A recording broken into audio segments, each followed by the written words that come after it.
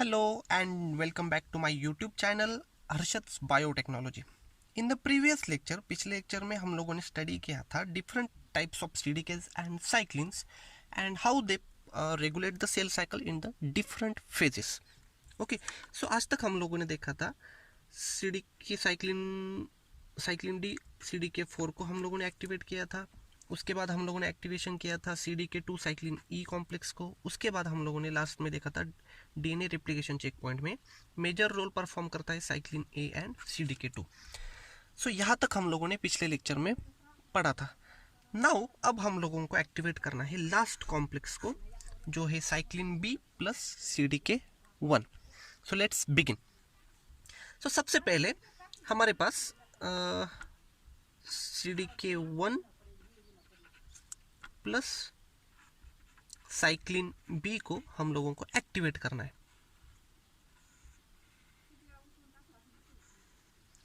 सो सबसे पहले ये कॉम्प्लेक्स हमारा इनएक्टिव स्टेट में होता है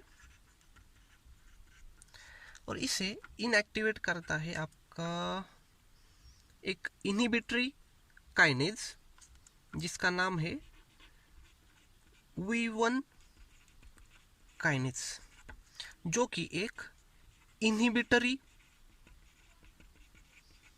काइनेज की तरह वर्क करता है।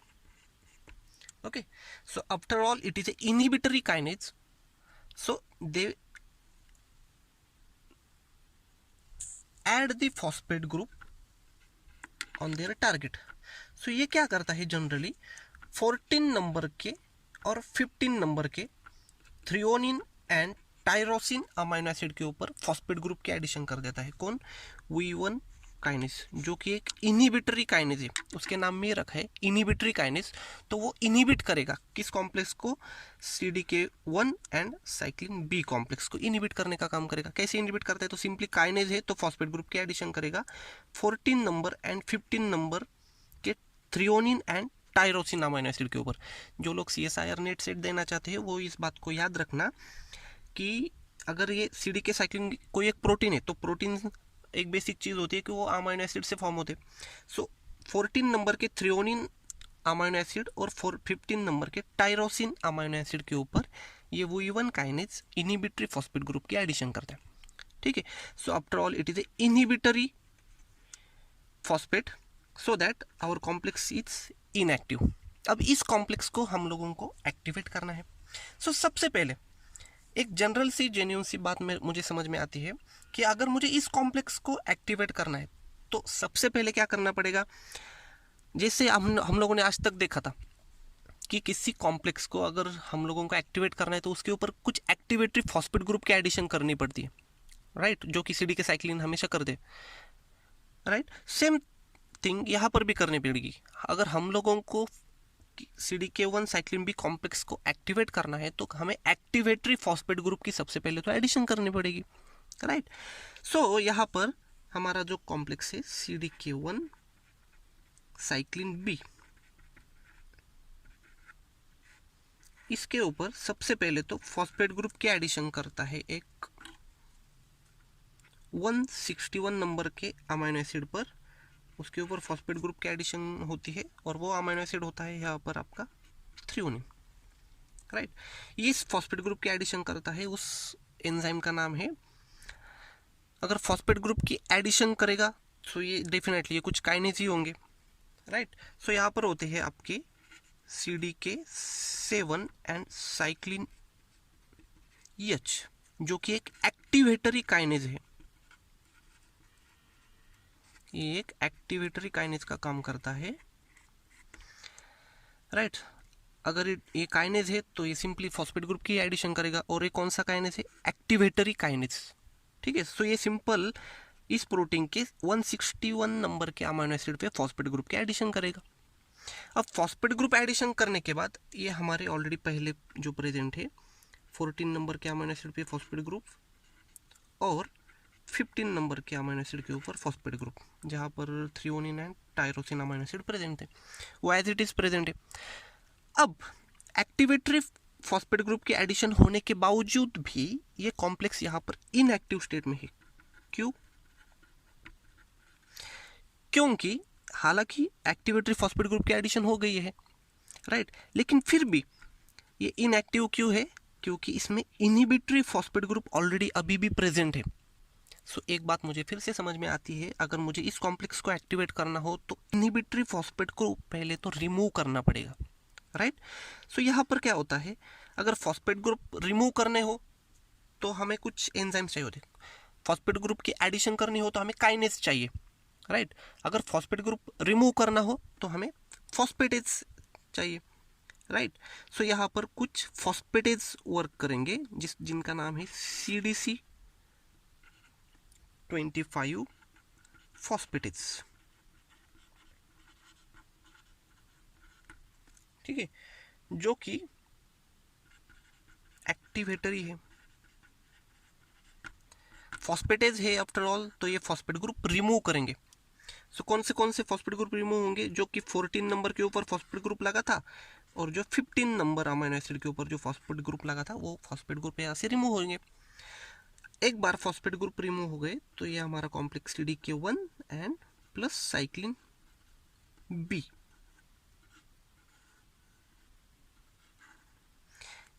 जिसके ऊपर हमारा एक एक्टिवेटरी 161 नंबर पे एक्टिवेटरी फॉस्फेट ग्रुप लगा है, राइट।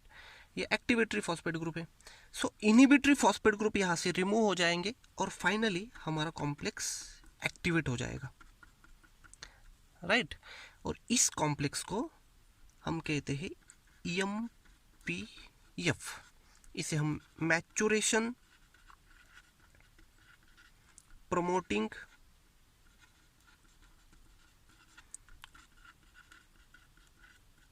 कॉम्प्लेक्स भी कहते हैं। जो हमारा कॉम्प्लेक्स है CDK1 साइक्लिन B, इसे हम MPF कहते हैं, या फिर मैचुरेशन प्रमोटिंग कॉम्प्लेक्स, या फिर maturation promoting factor, in simple mitosis promoting factor भी हम लोग कह सकते हैं, ठीक है। सो आज तक हम लोगों ने देखा था, हम लोगों ने कॉम्प्लेक्स एक्टिवेट किया है CDK1 साइक्लिन B, जो कि लास्ट वाला कॉम्प्लेक्स है जो कहाँ वर्क करता है? G2 फेज में से EM फेज में एंटर करने से पहले, राइट। सो अब हमारी सेल कहाँ पर एंटर करेगी? EM फेज में, जहाँ पर आपकी एक्चुअल सेल डिवीजन होती है। either it could be a mitosis or it could be a meiosis, right। so अब EMPF क्या करेगा? सेल को कहां पर ले जाएगा?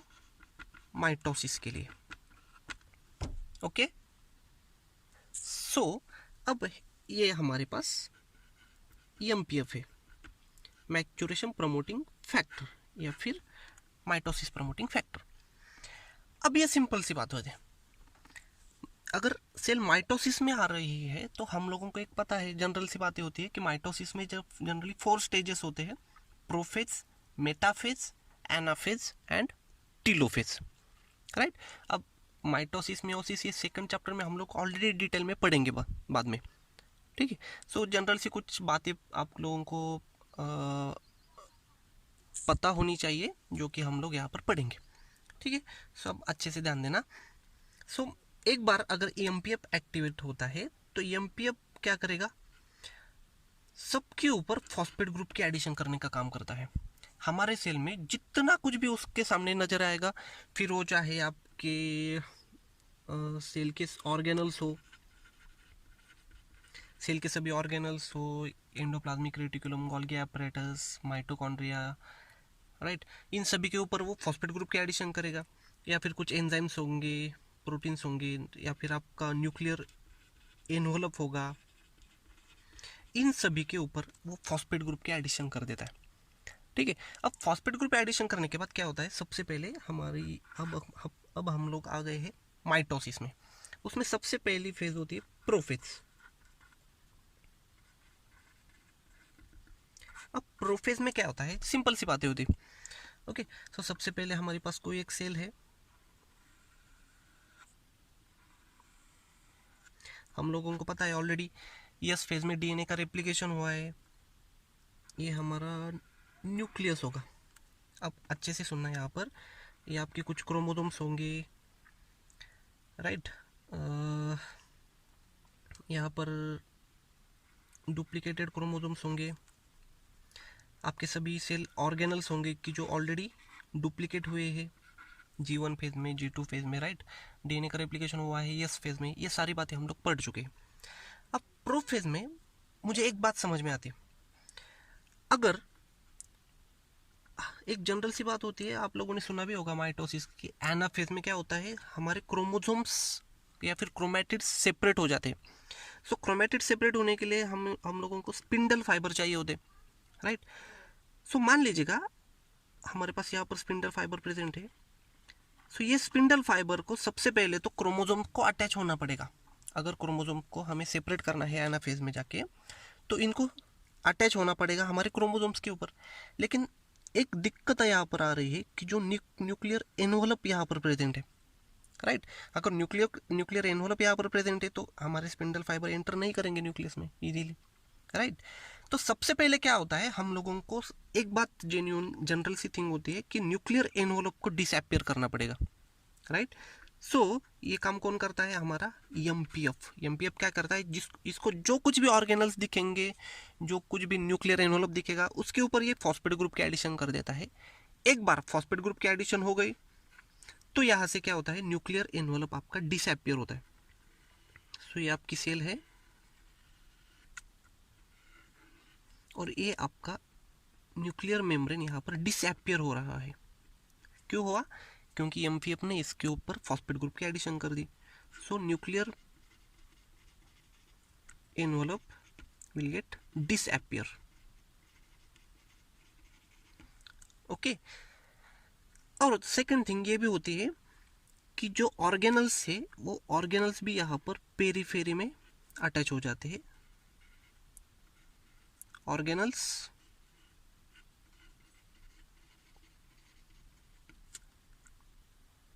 Move towards periphery, okay. क्योंकि वो डिसरप्शन करेंगे, डिस्टर्ब करेंगे हमारे सेल सेपरेशन या फिर क्रोमोसोम सेपरेशन के दौरान। सो क्रोमोसोम सबसे पहले यहाँ पर कंडेंस हो जाते हैं to form a chromatid. Chromosome क्या होंगे, यहाँ पर कंडेंस होंगे। Second thing, nuclear envelope disappear होता है और ऑर्गेनल्स पेरीफेरी में सराउंडिंग में मूव होते हैं, ओके। सो ये होता है प्रोफेज में। हम लोग डिटेल में इसका स्ट्रक्चर भी देखेंगे, सब कुछ देखेंगे बाद में, जस्ट कुछ जेन्यून सी चीज़ें यहाँ पर ध्यान रखना। सबसे पहले न्यूक्लियर एनवलप डिसअपियर होता है, क्रोमोसोम कंडेंस होंगे और organelles move towards the periphery. So ये होता है प्रोफेज में। अब इसके बाद हमारी आती है सेकेंड, मेटाफेज। मेटाफेज में हम लोगों को पता है जो कुछ भी क्रोमोसोम्स होंगे वो सभी सेंटर पे अलाइन होते हैं। Chromosomes are align to the equatorial pole. chromosomes are aligned to the equatorial plate, equatorial पोल,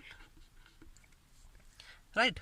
अब इसके बाद क्या होता है, जो हमारे स्पिंडल फाइबर थे वो अटैच होने स्टार्ट हो जाते हैं यहाँ से मेटाफेज में। अब थर्ड फेज में क्या होता है, एनाफेज। थर्ड फेज होती है हमारी एनाफेज। अब एनाफेज में हम लोगों को पता है, एनाफेज में क्या होता है,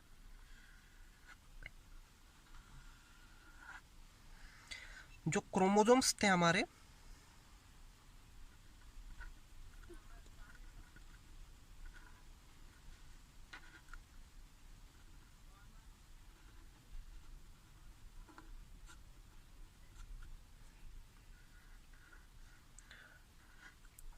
यहाँ पर क्रोमेटिड्स हमारे सेपरेट हो जाते हैं, राइट।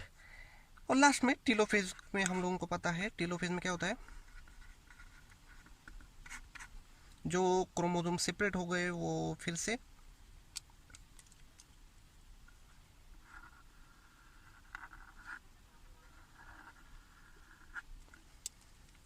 ये हमारे क्रोमोसोम्स होंगे 46 क्रोमोसोम होते हैं। जस्ट मैंने आपको समझाने के लिए बस एक दो ही दिखाई दिए हैं यहाँ पर, ओके।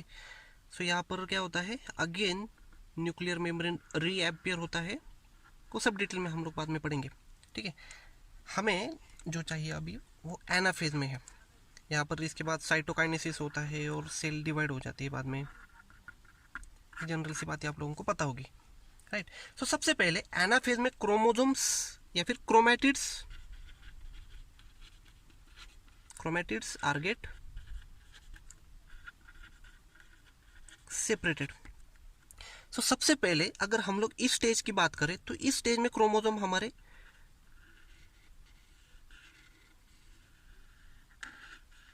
इस टाइप के होंगे। सो ये हमारा क्रोमोसोम है और इन दोनों को हम कहते हैं सिस्टर क्रोमैटिड।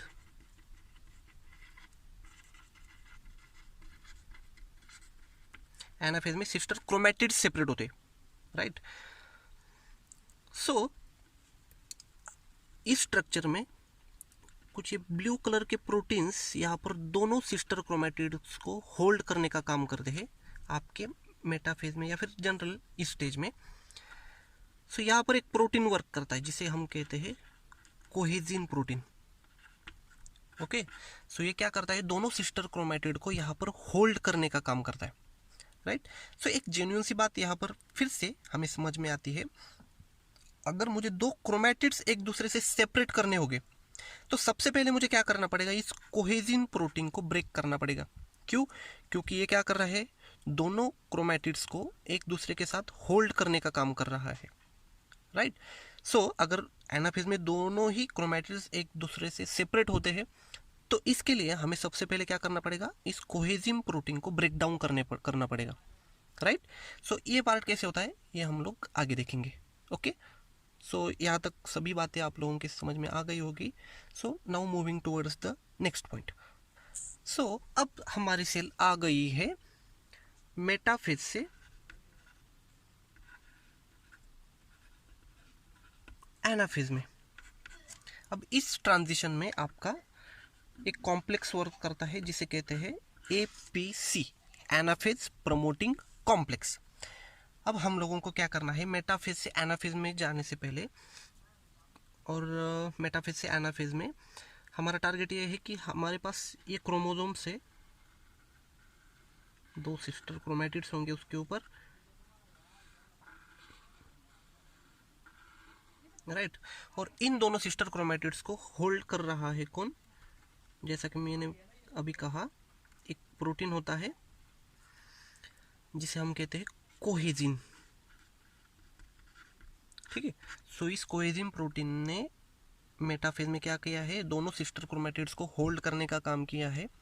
अब हम लोगों को एनाफेज में क्या करना है, इस कोहेजिन प्रोटीन को ब्रेक डाउन करना है so that both sister chromatids are get separated in the anaphase, right. अब ये कैसे होता है, सो जैसा कि हम लोगों ने आज तक देखा था, हमारे पास एक्टिवेटेड कॉम्प्लेक्स था MPF, ओके। सो ये MPF क्या करता है, जैसा कि मैंने कहा कि MPF सबके ऊपर जस्ट फॉस्फेट ग्रुप की एडिशन कर देता है, ठीक है। सो एक सिंपल एंजाइम के ऊपर फॉस्फेट ग्रुप की एडिशन करता है जिसका नाम है CDC14 फॉस्फेटेज, ठीक है। इसके ऊपर फॉस्फेट ग्रुप की एडिशन कर देता है। फॉस्फेट ग्रुप एडिशन करने के बाद CDC14 फॉस्फेटेज एक्टिवेट हो जाता है। एक बार CDC14 फॉस्फेटेज एक्टिवेट हो जाए तो इसका काम है, अगर ये फॉस्फेटेज है तो ये फॉस्फेट ग्रुप रिमूव करेगा, ठीक है। सो किसके ऊपर का फॉस्फेट ग्रुप रिमूव करता है, ये CDC20 के ऊपर का फॉस्फेट ग्रुप रिमूव करने का काम करता है, ओके। इसके ऊपर का फॉस्फेट ग्रुप रिमूव करने का काम कौन करता है, CDC14 फॉस्फेटेज, ओके। सो यहाँ से फॉस्फेट ग्रुप रिमूव हो जाएगा, CDC20 फ्री होगा यहाँ पर। और ये CDC20 एक बार फ्री हो गया तो एक कॉम्प्लेक्स बनाता है किसके साथ, जिसका नाम है APC। हमारे सेल में ऑलरेडी प्रेजेंट है APC कॉम्प्लेक्स की, जो स्टार्टिंग में इनएक्टिव होता है, और CDC20 होता है, ये भी स्टार्टिंग में इनएक्टिव होता है। सो इसको एक्टिवेट करने का काम कौन करता है, CDC14 फॉस्फेटेज, या फिर सीधा MPF किसको एक्टिवेट करेगा, APC प्लस CDC20 को एक्टिवेट करने का काम करेगा, ओके। बस आप लोगों को जो लोग CSIR नेट सेट के लिए स्टडी कर रहे हैं वो इसको डिटेल में पढ़ेंगे, ठीक है। जैसा कि मैंने जो कुछ भी लिखा है यहाँ पर उसको डिटेल में पढ़ना। SY लेवल के स्टूडेंट को ज़्यादा डिटेल में जाने की ज़रूरत नहीं है, अगर कन्फ्यूजन लग रहा है तो इसे छोड़ दो।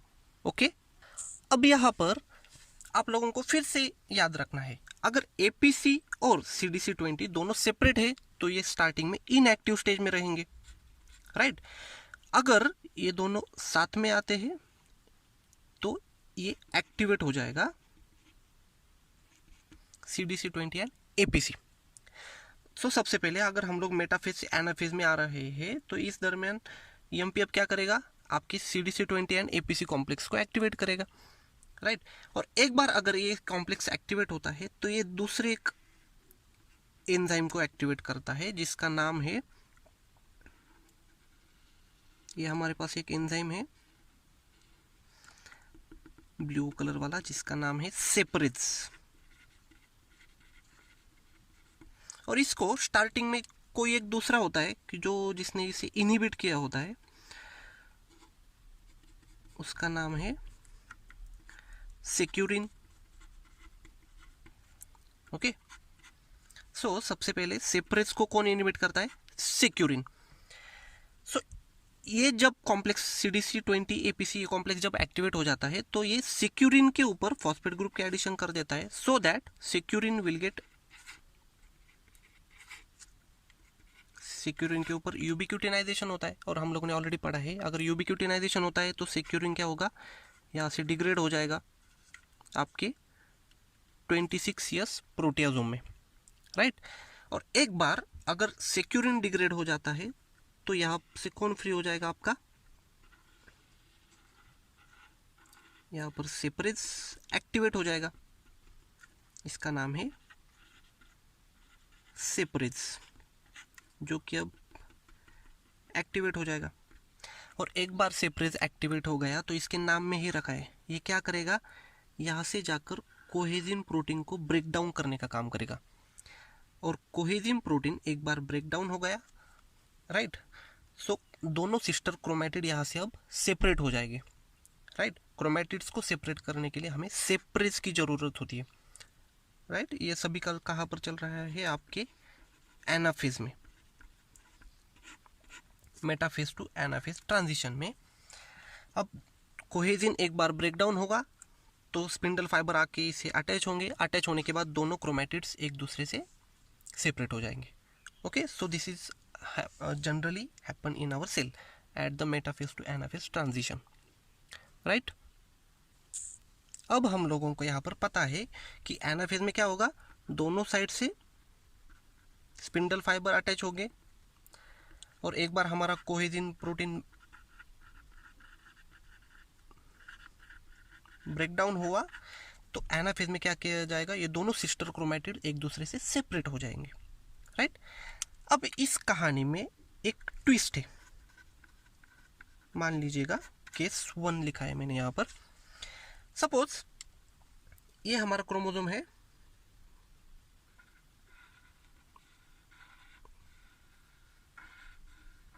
ये जिसके 2 सिस्टर क्रोमैटिड्स होंगे।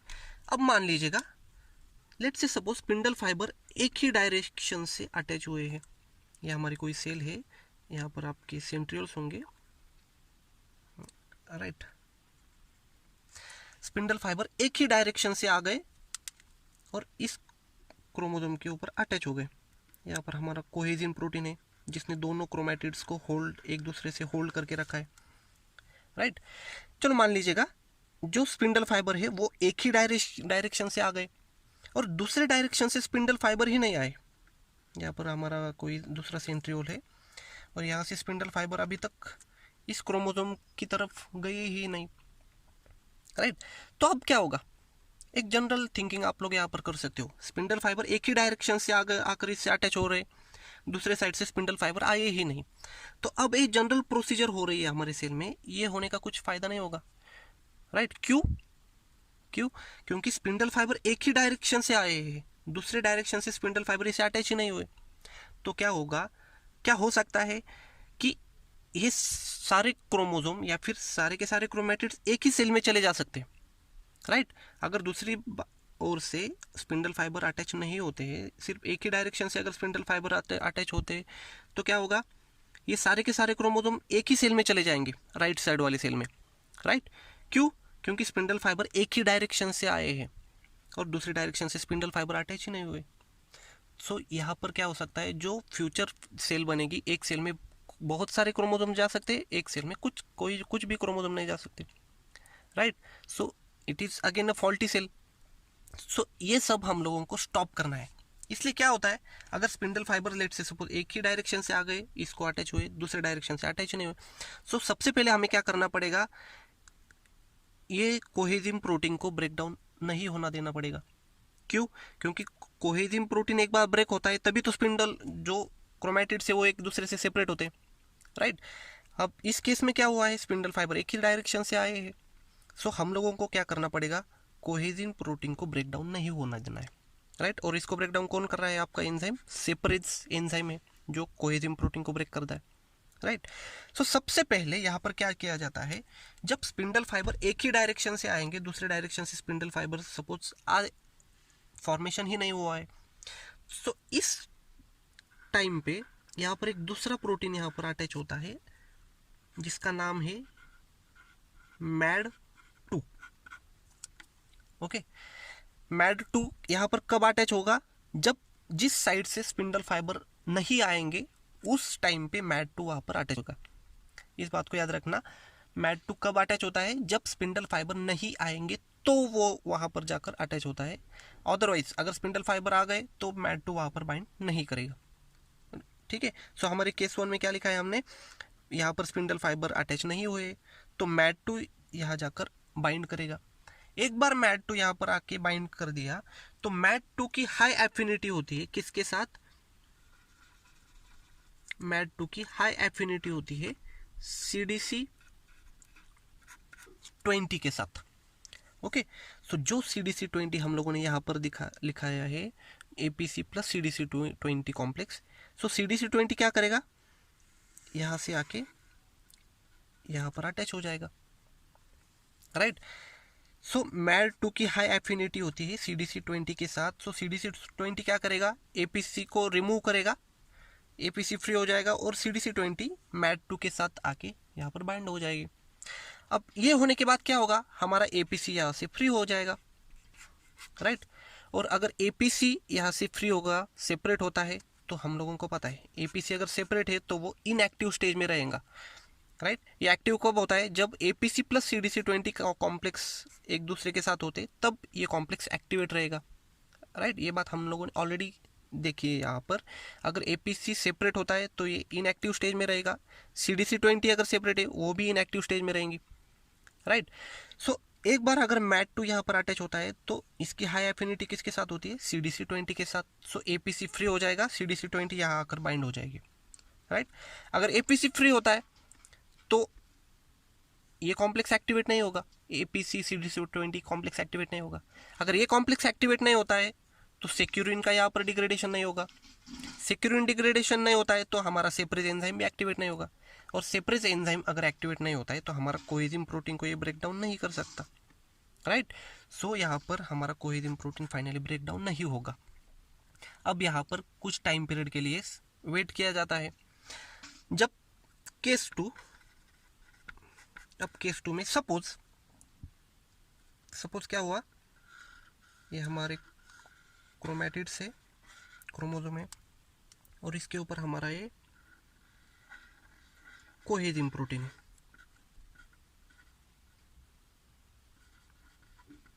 राइट। अब चलो मान लीजिएगा दोनों साइड से अगर स्पिंडल फाइबर आ गए, राइट।